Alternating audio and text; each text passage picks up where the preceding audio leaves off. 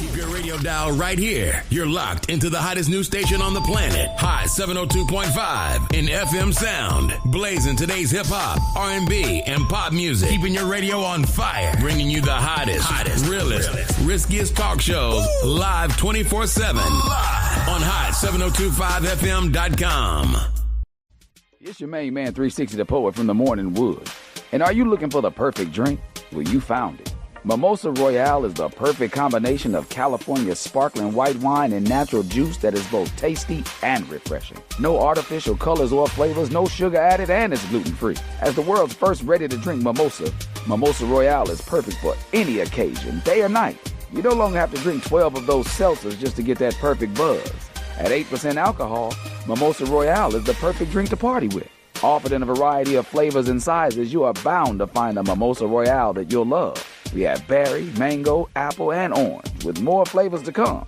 Mimosa Royale is the most award-winning flavored wine that serves in bottles or cans. You can find them online at drinkmimosa.com or find them at your local liquor store. Ask for it by name. Mimosa Royale. This is Herflow from Hot 702.5 FM. Las Vegas, looking for a winner-takes-all way to burn off that extra energy? Welcome to Bouncy World, the ultimate climate-controlled indoor playground. We're stacking the deck with specials all week long. Cool off with Frosty Tuesdays featuring ice-cold treats for the kids, then join us for free popcorn Thursdays, because nothing beats a salty snack after a giant bounce. And at Bouncy World, we believe every child deserves their moment to soar. Join us every Sunday from 9 to 11 a.m. for Sensory Sundays. We dim the lights and turn off the music to create a calm, inclusive space designed specifically for our newer, diverse community. At Bouncy World, we fly high. From high-flying fun to inclusive play, we've got it all. Visit us at bouncyworldlv.com to book your party or check our open play hours. Bouncy World, jump into the fun today.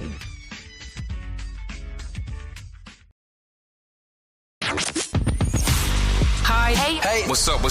All your favorite artists. Check it out. Say my name. DJ Khaled. This is Mila J. Bruno Mars. On hot7025fm.com.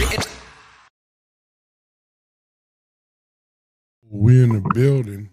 Turn me up. It's the Way Bigger Than Sports show with just Q-Mecca. Shout out to Suge.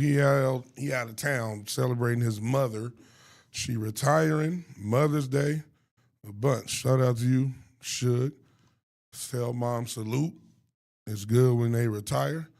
Tell her to go travel the world. So it's just me and my special co-host. We be disagreeing, but I love her. We're going to have a good discussion about relationships. What's the issues? What's the solutions? What's going on? Like Marvin Gaye. Welcome, Carrice. How to give myself a special introduction.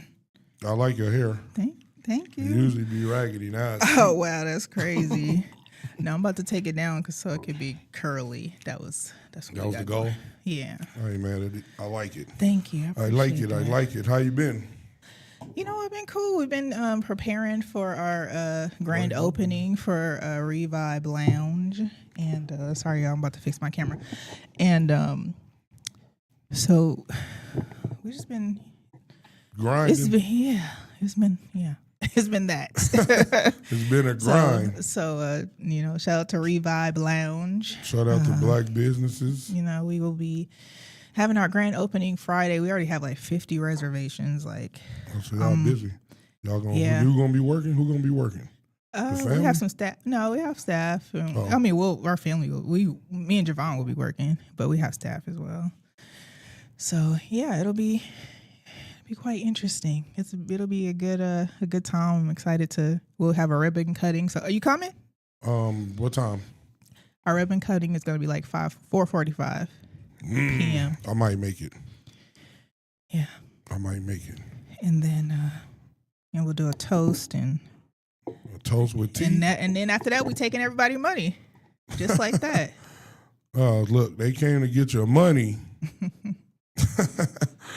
Oh, that's good. That's good. Remember, Revive is the spot. Come, slow down, have a mocktail, talk, watch the time, or don't watch the time. Slow down. We all need to slow down anyway. Meditate, take a break, give your mind a rest so you can hear God talking to you. That's when God talking to you, when you slow down. Hustle and bustle, he be like, you ain't listening. Sometimes you got to sit you down. Sit down, you wasn't listening. All right, but we about to get into these topics. The question or the statement is, what are the issues and solutions that are plaguing the black men and black women in our relationships? Why we seem so far apart and we getting further? Or is that just what they telling us and we closer? What you think? I mean, I think that we're learning that we all had some mental health challenges growing up. Just first of all, being black. I mean, That was a struggle in itself. And then America. two, our family and home dynamic being broken up. That sucks. So that's a big one. So I think that those things become learned behavior, and then some people repeat those same behaviors in other relationships instead of trying to correct the behavior or trying to address their mental health like directly. I agree. I think that it also, like everything, it starts with identifying that you have mental health issues. And I guess a way that you can identify it is if you keep having the same patterns happen in your relationships, then maybe you should be like, okay, and the outcome isn't what you want, maybe you should look into yourself like, okay, what am I doing? What's going on that I keep having the same pattern? Pattern recognition is the thing, how you could determine what an issue is, where an issue is, and how. So I think a lot of people don't even try, or they're unaware about identifying that they're having this pattern. They might be blaming the other person, right? Mm-hmm. That's what I hear a lot of. Oh, it's right. their fault, Instead of like fault. taking, because but the thing is, I don't think that they know they're wrong because they've seen the behavior, so they think it's normal. Right. That's so a good at point. some point, you got to figure that, out like, yeah, this probably isn't what I'm supposed to do or how I'm supposed to respond. But like, when do you get to that point? Right. I was telling Quinn before we started, like I probably have a unique, situation growing up. Like I had soft parents before that even existed. So, we were able to communicate openly and effectively. People didn't yell at each other. It was just, cool, easy conversations. But I didn't realize till I got in college and my college roommate would be yelling at her black mama, and I was like, wait a minute, like what is really going on? And, I was like, oh, I didn't know people did that to their mom. Like, that's crazy. And no one would ever come over and do that to my mom, so I didn't see it. You know what I mean? So yeah, you didn't think that. Yeah, I understand. Yeah, that is crazy. True. Yeah, you had a unique, because my experience was maybe, I couldn't yell at my mom. Don't get it twisted. Or my dad. But my mom and dad, they had a tumultuous relationship over the span of a lot of years, and I think it affected us, the older. I got siblings that's born in the middle 80s and the early 90s, and then me and my older sister born in the late 70s. So it affected us all differently too. So I grew up in a home where my mom and dad got married, so they tried to do the right thing, but they didn't. They wasn't. My mom was a free spirit, and she didn't want to be controlled. And my dad was a Muslim, and religion. He was controlling. Religion is controlling when it comes to the woman and the man. Like you can't dress as you can't. My mom wanted to do everything that Muslim was the opposite of Muslims. So he became Muslim after they got married. He was yes. Well, okay. No. He was a Muslim when they got married. And we all was Muslims when they got married, as a matter of fact. He became a Muslim right after I was born. So that's why my name is not a Muslim name. All my siblings is Amir, Elijah, Asaya, Kaija, Arama. I got Muslim siblings' names. Me, I became Muslim probably when I was like 1 or something like that. Yeah.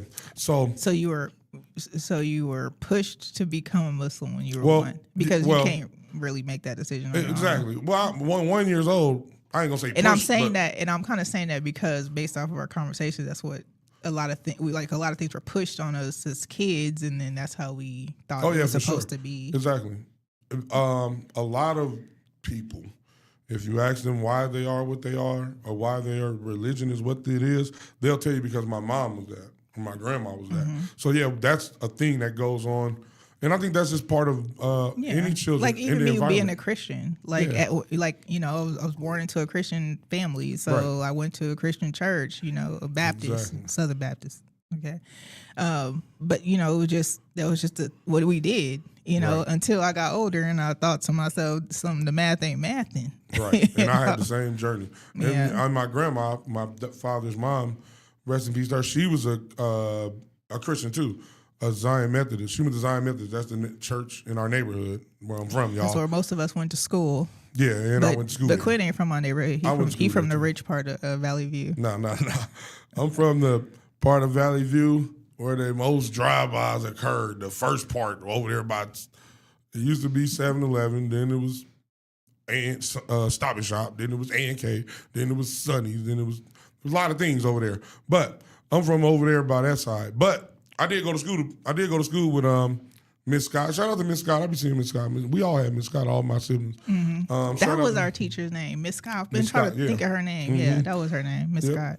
We were, you know what? So me, you, and Javon was probably all in class together. We might have been. And we had to be because we were the same age. Yeah, we might have been. And I really been trying to figure out, I know my grandmother had a book with pictures in it, and I've been trying to find it. I didn't know you went there. Yeah, I went there. My older sister went there. She got a whooping with the paddle because they used to whoop you with the paddle back then. She didn't come back. Your sister was light skin. I don't even know she was bad, but she didn't come back. I ain't never get whooped with the paddle. You got whooped with the paddle? Yeah. Because you was bad. That's why. You know what? I wouldn't take naps. They be like, because you had to take a nap. Yeah. I hated taking a nap when I was on a the kid. little plastic thing to stick to your body. Yeah, exactly. Right after naps lunch. was crazy. Yeah. I ain't like that. But I got. So wait, you was in the Easter program? No. Okay, because I did the Welcome at the Easter program, and then Javon did this is how we figured out that he was my boyfriend in preschool. Is that he forgot his speech, but I remembered it. I remember it was a kid that forgot his speech, and it just so happened to be him. I was really? oh, yeah, I didn't do no. I wasn't good at speeches until I was 19. I was scared to talk in front of people. Mm-hmm. I got a job. They was like, you want to talk in front of 300 people, or you want to talk in front of 2 Asian people that don't speak English? Asian people. That's what I told her. So what was that for? And I think that's on cue because that has to do with communication. And I just wonder how that panned out. So you picked the 2 people. I picked the 2 people. And then what? And she gave it to me. And then since it's ironic, since only 2 people used to come per hour, 2 to 5, that theater closed down. So then I had to transfer to the 300 people theater. So I had to. It's like if you don't swim, I got into it, I had to do it, boom. And then I just became great at it. Oh my goodness, that was great, yo. I used to be great this guy here, boy. Then I was like, oh, I could do it. I was shy. You didn't believe me I was shy. You didn't believe me that I was shy. I'm like, I'm shy. No, I believe it. I don't talk to people. I talk to people if you see me in my element, you're like, oh, he ain't shy at all. But if you see me out somewhere and I don't know nobody, be over there and I'm going to be observing. I'm a Virgo, y'all. I observe everything, pay attention. But, yeah, I was shy. And then I got unshy. Well, I learned how to talk in front of people, and it made me more confident. I think I've always been a little bit different since far back as I can remember. So when that, in terms of, relationships that you have, when did you have your first kid? I had my first daughter in 1996. How old were you? 17, 18, something like that. So how was like the communication between you and your daughter's mom? Like how did that start off? How did that Me communication? and my daughter's mom? Yeah. We didn't have good communication because I don't believe my mom and dad had good communication. My mom and dad with each other didn't have good communication. My dad had good communication with us as far as telling us the things that he told us. Hey, don't look for God. He ain't no spook out the sky. God is within you. Know yourself. We beautiful. Our skin color is beautiful. He told us all those things. But him and her their relationship was totally different. So one thing my parents did for me that I appreciate is they let me be me. But one thing that they didn't do while I had a baby when I was in high school is didn't talk to me about sex and how that works. And the irony is my mama had my older sister when she was 15 and she had me when she was 17. So I was thinking when this is how my dad and mom found out that I had a woman pregnant, a young lady pregnant. Me and the young lady knew. We went to the Huntress. You remember Huntress Teen My Theater? uncle used to own that. Yeah, we went there. She found out. Boom. So you went to the teen night? Yeah. We went to the immature there that night? We went there. Well, we went there. She went there with one of her homegirls. They was pregnant together. I said, look at y'all. But then she had the paper.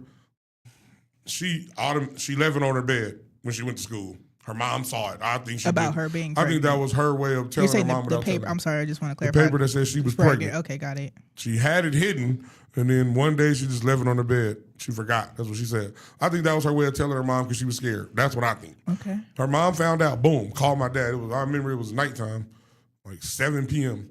She was like, "Hey, this is Jackie." He was like, "Who is Jackie?" Jacqueline's mom.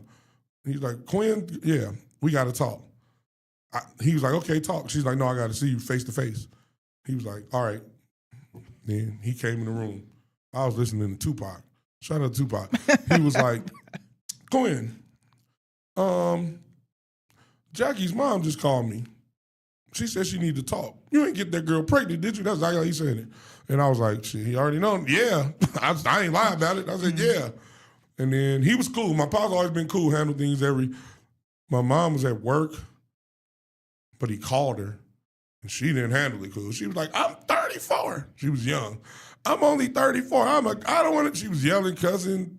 Here, talk to her. I didn't want to talk to her. She tripping. That's why I gave the phone to my daddy. So then, that's how it happened. So and then me and my daughter's mom, shout out to you. We're good now, but we went through. First of all, she was fine. When we say fine, we talking about like fine? Fine, like, girl. Okay. And then she used to wear we had dress codes. Remember we had dress codes in school? She used to break the dress code every day. And they didn't used to do nothing. But we was in English class, and I'm walking to turn my paper in. It's like 95. This is the OJ. As a matter of fact, it was the day OJ Simpson got acquitted. It's the day my daughter was conceived. So it was like 95, October or something. October, November, something like that. And she had on the littlest miniskirt with no underwear on. And when I walked by, she did the basic instinct. She uncrossed her legs and then crossed them. I was like, oh, hell no. English class. After class, she's like, "Hey, I got my mama car." She off. "But who at your house?" I said, "My daddy at work." Boom, we went to the west side. Hey. And then that's when we watched O.J. Simpson get acquitted, and then my daughter was conceived. Boom. But we didn't talk. Wait. So this was just a one-off situation? Well, we've been flirting with each other because she's always wearing them little clothes. I was like, "Girl, what you doing in here?" So, but we was flirting, and then one day, she just, I think she had a boyfriend. Did I have a girlfriend? Yeah. My girlfriend was the bully, too. She used to beat all the So how girls did up. you know it was your kid? That's the same thing my daddy said. I promise you, he said, my dad was like, "I don't think it's, son, you need to get a, her mama said she was promiscuous." This is what he was telling me. Her mama said she was promiscuous. You need to get a blood test. I'm telling you, I don't know. I was like, how I knew It's the energy. I'm an energy person, so I felt it. And I was like, yeah, I don't believe that she's not my daughter. My daddy kept hounding. My daddy hounded until my daughter was born. Then when he saw her, the first time he saw her, he was like, never no more. He didn't say nothing more about that no more. Oh, that's my first grandbaby. You love her. Spoiler. So back to like how you guys were communicating. So like you're 17. How old was she? She was the same age. Okay, so you're 17. Your parents normally don't communicate effectively with each other. Like, so now you got a whole baby. You 17. Now you got a whole lot on your mind too. Like, how do you communicate? Like because she wasn't even your lady. Okay. Hold on. And before that, I gotta be honest.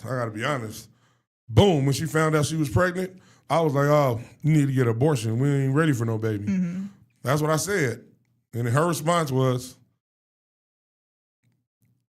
I'm just going to move to California.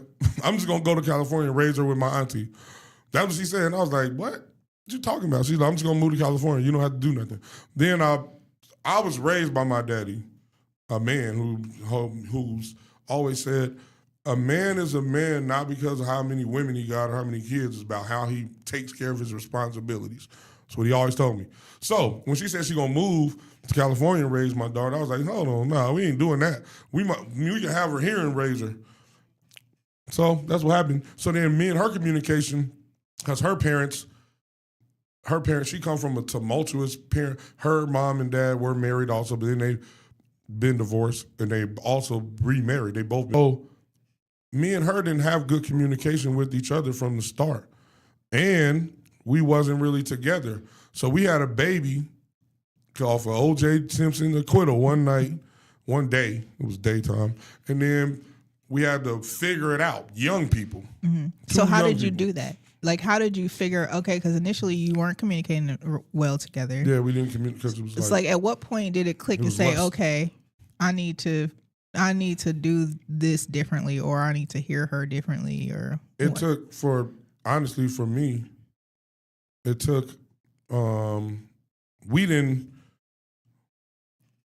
our families and her and I were trying to be together. I was like, once we gonna be together? But our families was at odds. Her mom and dad was mad at me because I got her pregnant, but they wasn't mad at her. That was weird to me. But my dad was like, hey, y'all worrying about something that's already happened. Now it's still life, and we got to figure out a plan after the child is born. Now it's already what happened. Y'all mad at what happened, can't change it. It's okay. Yeah, y'all didn't meet him. We were sneaking around doing whatever. Okay, but now we got to go forward. They didn't like that, so our families was at odds for the whole first year of my oldest daughter's life. Her first birthday, I remember it was at the park right there on Eastern and Sahara.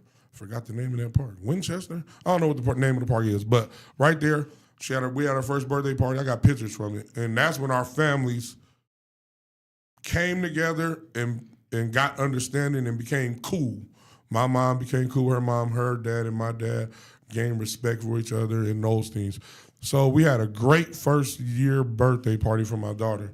And then me and her started to, okay, we're going to get our own place. She was a little older than me. Her birthday's a couple of months before me. So we was going to move, get our own place. We skipped prom and homecoming. We skipped everything to get our own place. And then we was supposed to get married because I took the ASVAB test for the Air Force, and I scored high. He was like, you could be anything you want to be. That's what he told me. He was like, you could go in there and be anything you want to be. But he said at that time, it was probably like 97, 98. He was like, you either have to marry your child's mother or give up your rights to your child to come to the Air Force. That's what he told me back then. And I think that's still the way it is. Because you can't make any decisions while you over somewhere else. Yeah. And I understand it, but it sucks. And I wasn't ready to get married. And then me and her fell out because she was wanting to get married. That was our plan. But we fell out, and then I moved out. But so since this is like how to like navigate a healthy relationship, like, so how did you like, so what initially, were you arguing? Were you not being able to, were you calling each other out your names? We were at odds. We were at odds because our parents was at odds, and she was a Leo, and she was really, really controlling and bossy. And my daughter said that to her when she got a little older too, like 16. So me and her used to clash because I can't be controlled. Virgos, we need the space and the room to do what we want to do. I think everybody needs a space. I don't know if that's true. But I know I'm a Sagittarius. I'm a free spirit. Like that's just in my energy. If you try to box us in, but I think that's with anyone. Like I think even with my husband, like like I know that he needs to be able to be free to do some things, like by himself. Even though he just that's a good thing. He want to be up under me. No, he got to get some time away from you. You probably know him. Like I don't like I think genuinely, like for real, like I think it's because we're older. Like maybe if we were in our 20s, but now we like I'll leave him or something for a couple hours and he'll be like, dude, I miss you. Like when you come home. That's a good thing though. But you're right. We're older now. We're middle aged, so we way more calmer. That's true. But for me, I still need.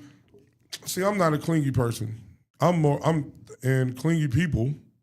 but I think that so those things could be based off of like ego and how you saw things in other relationships. Like I always saw my grandparents holding hands, cuddling, like they would always be like hugged up together. So that's like, a good thing. So I always saw that. So naturally that's probably what I like to do.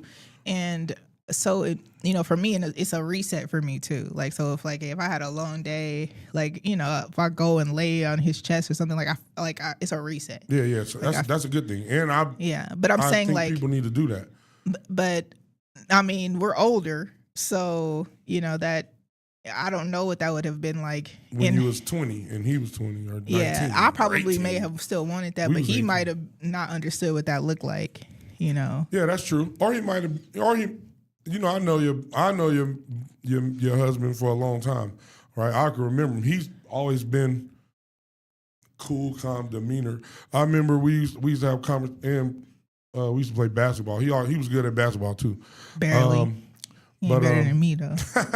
He always been cool. So he might have been just like you. He might have been cool with what you guys are cool with, why y'all attracted then. But I wasn't that. I was on a go. Virgo, hey, I get tired of you fast. Do you think that because at this point you're how old? 40, almost 47? 47. 47. Yeah. Mm-hmm. So like at this point you've never been married. Never. Like what's the longest relationship you've been in? Like 7 years. So at what point? Shout out to the 7 years. So at what point, like, do you think, why is it that I don't want to marry someone, or that I haven't even like gotten to that point? What do you think it is? In short answer. I was supposed to get married. Let me say one. I told you the first one, maybe 2 times. I was supposed to propose. Happened? I wasn't ready. I'd have been a bad husband. So you're 47 and it sounds like you're still not ready. I'd have been a bad husband. Okay, that's fair. I appreciate that answer. I was honest. They didn't like it. They didn't like that. They was like, do it anyway. But I think that what I've learned now, because I was married when I was 23, and it was it was a cool marriage. It was no like real drama. It was one particular little thing that I couldn't get past. But we talked about it. We we broke it off amicably. He still paid a mortgage, for a year. Like it was cool. Now, being married this time, like in my 40s, like I know, like there's some things that I can see before, and I can say, oh, okay, I could do this differently. Like I noticed, like certain behaviors or things that I'm like, oh, you know what, I could just kind of, because at this point I've been single for so long, I'm used to doing everything on my own, so now I gotta adjust to somebody who wants to do it all. So now I'm like, I'm still learning that process too, of just like having a husband who actually serves you, and I think that that's like the biggest thing. So like, do you feel like what part of you is missing from being a good husband? Well, then I was just wilding and I didn't want to Today. be one. Today I'll be a good. Today I'm way more open and ready, but I'm picky. All right, I'm gonna tell the You truth. do know that people are not perfect. Of course, no, I'm not perfect. So I'm. It's not really about perfection. I don't look for perfection. I just look for. It's probably just one thing.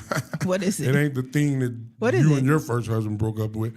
It's hey, if you want to be my woman and you want to be protected and provided for, then you have to get on my program. What's the my program here means, we are. Here I'm we just go. telling you, the truth is, hey, you But can't, I'm saying, why is it that you've created this is a start to an unhealthy relationship because you created this program in your head for a woman you don't even know exists yet.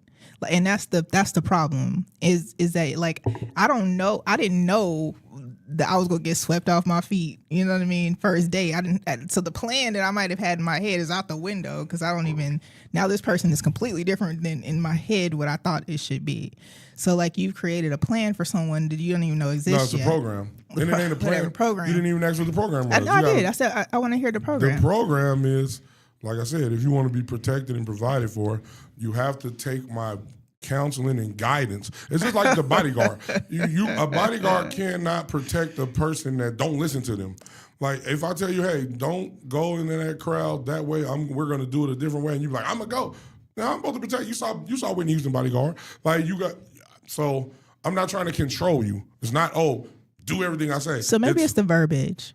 Because and that sounds like an ego thing with the verbiage because like I think that even like I said even like starting off being a wife to this guy, like I'm trying to figure out how to relinquish my own independence, and then now I'm like now I gotta trust you to walk through the fire and we not go burn. Like okay, so now I have to adjust to that. But I think that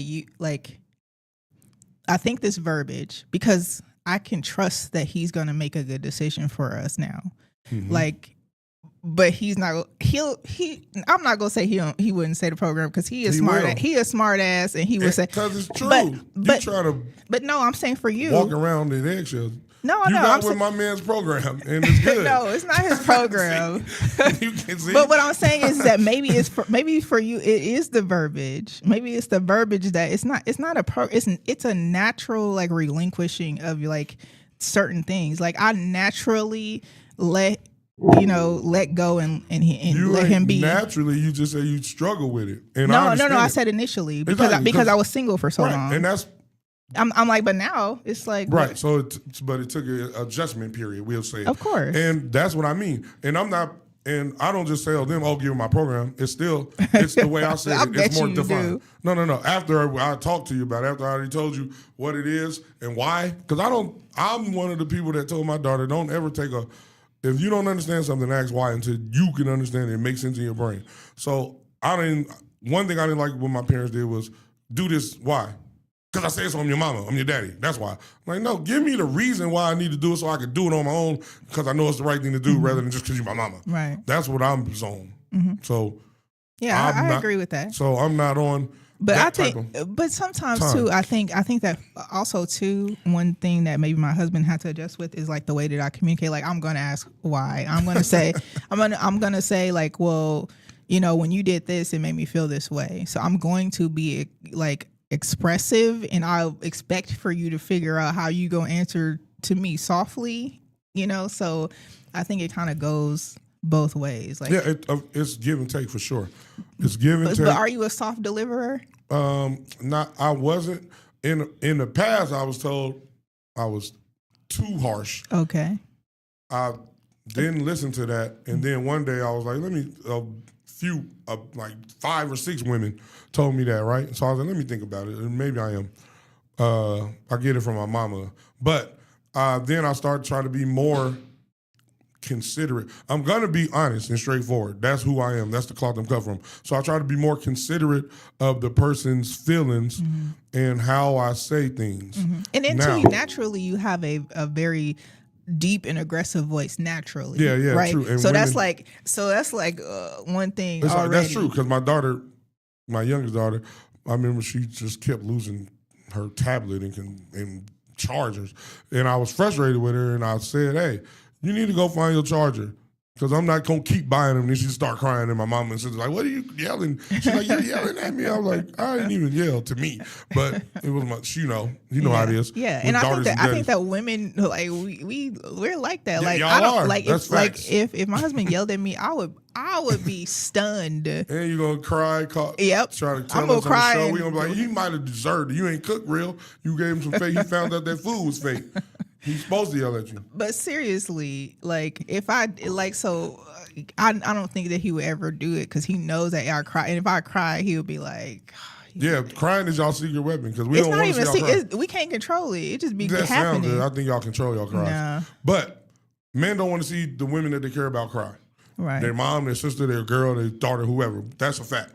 So, and I think men are innately programmed to want to take care, make sure that their woman or their daughter or whoever it is be straight. I think we're programmed to do that. Mm-hmm. I believe that. So it's never like, oh, I'm trying to control. I just think that nowadays it's hard, like you said. A lot of women been single for a long time.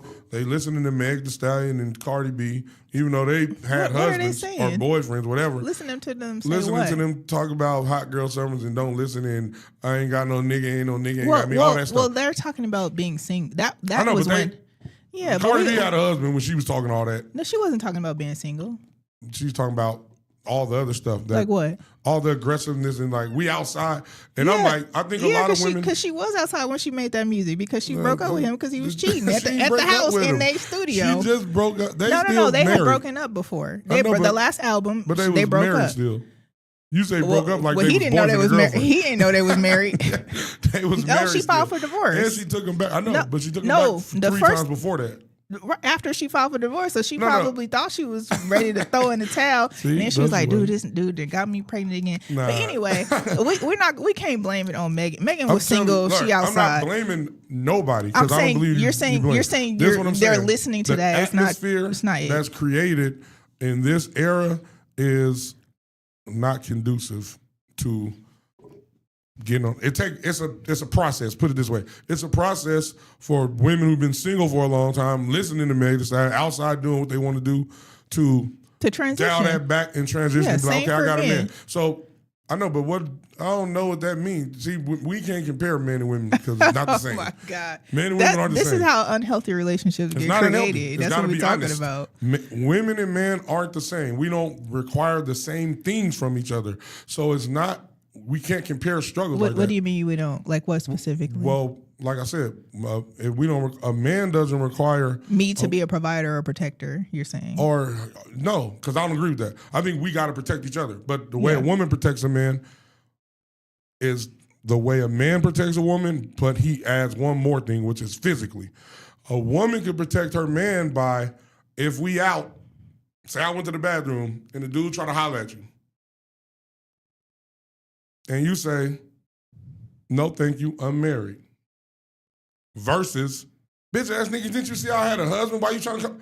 That's a different. Now your man First coming of all, if you still talking, if you still attracting women that do that, it's you. See, I'm trying to give you something. You're giving it to me, and I got it. I know, received it. But listen, what I'm saying. That's the protection of the way a woman protects her man is by not doing that, not putting him in a position where he has to come defend you. You need a woman who won't do that. I know, but have you dated her before? True. That's true. We all need a woman that could do that. Have you dated that woman before? Yes, and I dated both, and that's what I'm saying. My experiences is not one-sided, is all of it. Mm-hmm. So I have experienced it all. So what I'm saying is that's how a woman will protect her man, not putting him in a position where he had to do something to somebody. Y'all are supposed to make it home together, say. Like I've dated someone in college that he's a little much, okay? Like, what you mean by like much? we're driving in the car Charleston to Nellis. Mm-hmm. This other dude cut me off. Mm-hmm. He's behind.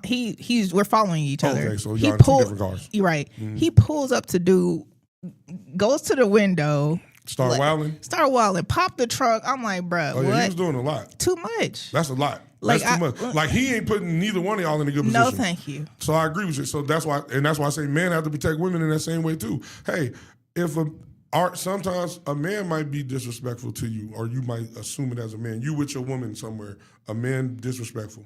You got to make a choice to say, okay, I got my woman here. Mm-hmm. This, I don't know what he got on him. He might be being disrespectful because he wants something. He wants you to pop off, right? He wants you to do something so he could pull a gun out, his boys, whatever. You don't never know. So you got to make a decision as a man, like, okay, we gonna get out of here because I don't want to put my woman and myself in this position. We want to get home. I completely agree. So that's how you protect, and I mean, we both protect each other in that way, in a way of not putting each other in bad positions where we might not make it home, or somebody might go to jail. Who knows what happened? So I mean so we both have to do that for each other. I believe that. So that's why I say we need to protect each other. And then protect each other's emotionally, to protect each other, like you said already, physically. But there's a way that we have to communicate those things. Like even if you're like I know, like for me, I'm calm and then 100. Like I don't have the middle part. Like, and that's just because if I get to that 100, you've really done something for me to get to that 100. And I think my husband's that way too. Yeah. So it's like there's no middle. It's just I'm flipping out. Right. So luckily we have that, the calm part, and we can communicate those things. Yeah. But I mean, I think you just have to be able to kind of pause and like really take in what other people are communicating to you. Like, if your partner's telling you that your voice is too aggressive for them, or the way that you deliver some information to that person, you might need to go to therapy to figure out how to communicate differently, especially if you've been doing it that way your whole life. Because you can't tell from you being the person doing it, like how it feels on the other side. So I think that if your voice is naturally aggressive, naturally deep, and like powerful, like you might have to like learn that soft voice. And I think that that's one thing I remember Shaquille O'Neal talking about that, Michael Jackson talking about that. Like they changed their voice because their stature, and so that they wouldn't present to be aggressive. Yeah, and I don't know if I agree with that, but I understand it. I mean, that's what they said.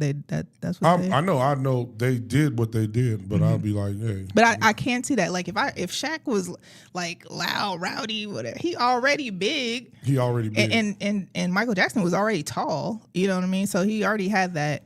And he was freaking Michael Jackson too, from 4 or 5 years old. Yeah, he's already had that star power. So, and he had a deep voice. Like that probably was initially aggressive like that.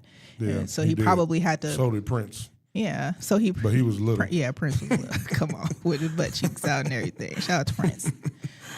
But I think that they realized that the way that they had to communicate with other people, whether it be their fans or other business, acquaintances, then they would have to adjust how they communicated. Yeah, communication is the key. And if somebody's telling you that they feel, you should take it. If it's somebody that you care about and love, and they never try to take advantage of you or lie to you, then you should take into account what they're telling you and look inside and see. Yeah, I agree with that. Somebody say you're doing something, and it's somebody you care about, you be like, listen, I don't agree, but let me see. Let me take a step back, check myself, see if that's what I do. I always think we should always be self-monitoring and have self-awareness. I think self-awareness is lacking, and that's probably one of the biggest problems. So I agree with you. If somebody you love says something that you're doing, you should check yourself and see if that's what you're doing and be cognizant of it. Yeah. And if you need to go to therapy to be cognizant of it, or to figure I think everybody needs to go to therapy. Find out, I think that should even be like a non-negotiable. They should make it cheaper then if everybody got to go, because everybody can afford it. I've offered therapy for free, really? And I mean that we have places. Carrice got free therapy. Yeah, we used to. We didn't get it this year. We didn't get it this year for real. But normally Donald Trump messing up stuff. Man. However, there is a place that does offer therapy for $45 per session. Oh, that's cheap. Yeah, it's that's very cheap. inexpensive. Licensed therapists. It's called K-Into Therapy. It's in this. I don't know if they have another location, but this one's in Summerlin Parkway and like Town Center. I think whatever that street is. It goes into Sun City. I know what you're talking about. So yeah, they have a full facility there. It's $45 per session. Yeah, and then too, I think Domingo Therapy. I think that they have a therapy. Some places have therapy on a sliding scale, which means that like based off of your income, like you can get therapy for free, or you can get therapy for $25, or you can get therapy for $65. Yeah. So I think that people just have to like look. And then to ask your friends, like, hey, do you know something? I mean, I know something. So if you need, somebody out there, or you need, a place to go to therapy, like, try it. My daughter's in therapy. I'll get therapy for $10 because it's my insurance. Shout out to my insurance. Have you gone? Yeah. Yeah. I'm not against therapy, but I'm not against therapy. But what I am against, I'm gonna be honest. I'm against so many people using these therapy dialogue and not knowing what it means, just saying narcissistic and gaslighting and all those things all so much. Hey, y'all, stop it. Yeah, I mean, I think that people learn. People start to learn things, and then they start to, overuse it or misuse it. Yeah, and I think that's a natural thing. First of all, I'm glad that y'all learned the word in the first place. Now learn how to use the word properly, or how to heal. Yeah, and so you don't use the word improperly. But I definitely like you. I'm gonna say this: you being 47 years old, unmarried.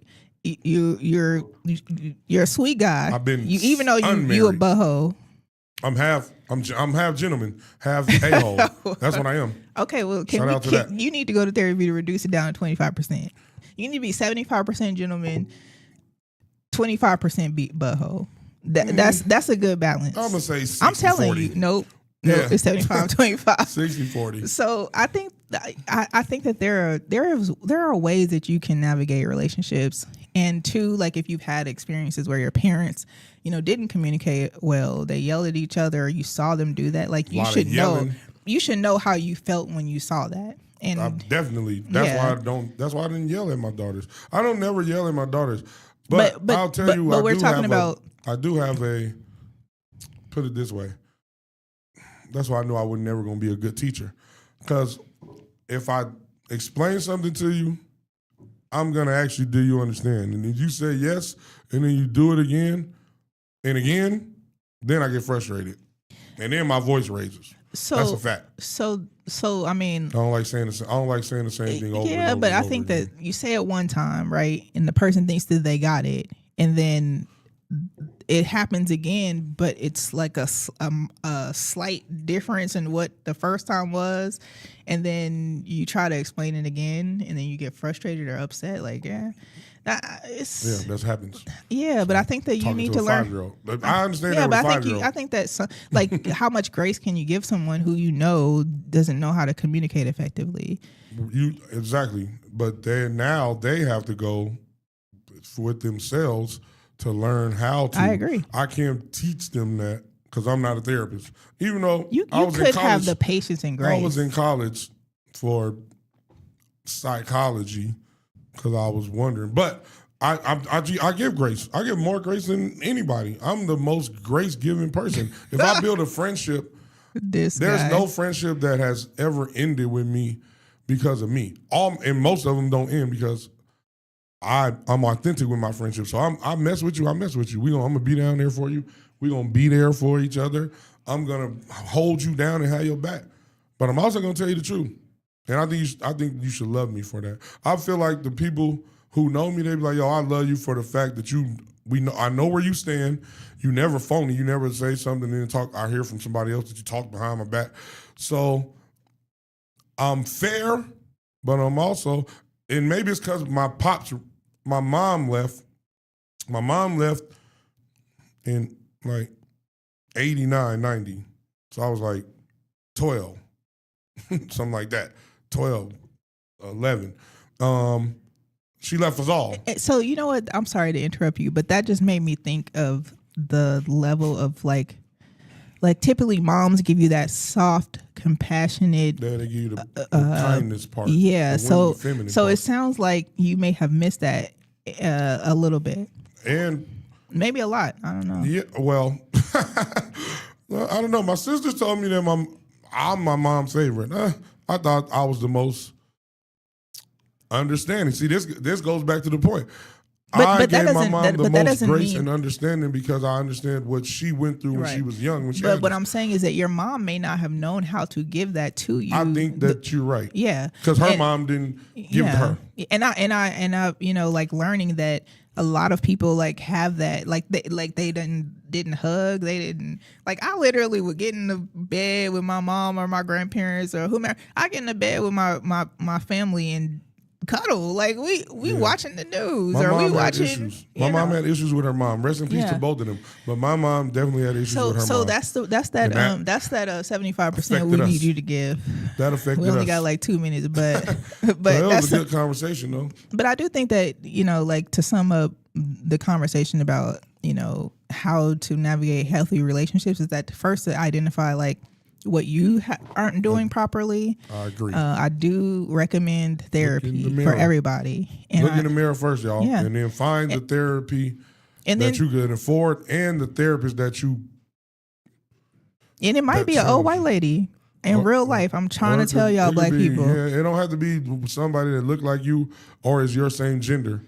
Because sometimes I feel like it may be better because they don't know, so they're giving you the real professional perspective of like, you know, something that they don't completely identify with or looking on at your situation from the outside. But anyway, definitely think that you should look within. Definitely think that everybody should go to therapy. And if you've been in this life this long and you have not found a partner that is like really your ace or someone who can just like you can't wait to see that person, or you can't wait to do business with this person, or you can't, you know, like you can't wait to go on a hot date with it. Like when you find that person, in order for you to find that person, you have to find that within yourself. And I do think that's a fact. I think that's your next journey. My next journey. Exactly. I'm always on my journey, and so you're right. I agree with you. Shout out to everybody for listening to Way Bigger Than Sports. This was a great show. Hey, go find a therapist if you feel like you need therapy. If you don't feel like you need therapy, you probably need therapy. For real. Listen, I didn't think I needed therapy. I'm glad I went to therapy from a breakup.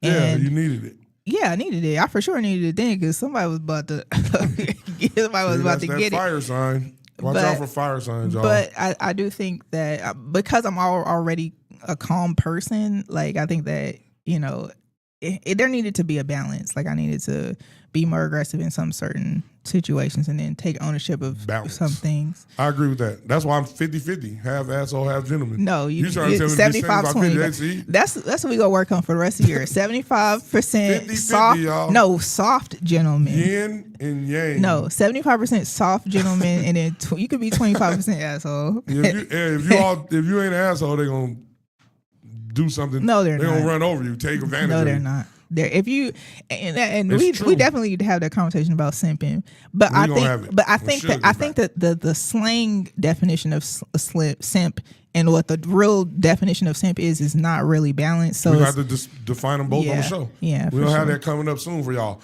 but we got to get out of here. Thank y'all for tuning in to the Way Bigger Than Sports show. Revive Lounge, Boss Lady, for this Friday, 5 p.m. ribbon cutting. You know, we got a toast for you, ribbon cutting, and then make a mocktails, reservation. Yeah. Tea, pastries. We got fire lemon pepper chicken salad. We got this. We just added a adult peanut butter and jelly sandwich. We have a grilled cheese. You can dip your tomatoes. Dip into your tomato soup. Like we got some pizza with these delicate flours. Is it thin crust pizza or regular crust? No, it's probably in between. In between? Yeah. That's the best pizzas. I used to hate them. Shout out to Revive. Grand opening tomorrow. Yes. At 6. 5 p.m. 5 p.m. At 5. Yeah. At 5 p.m. Yep.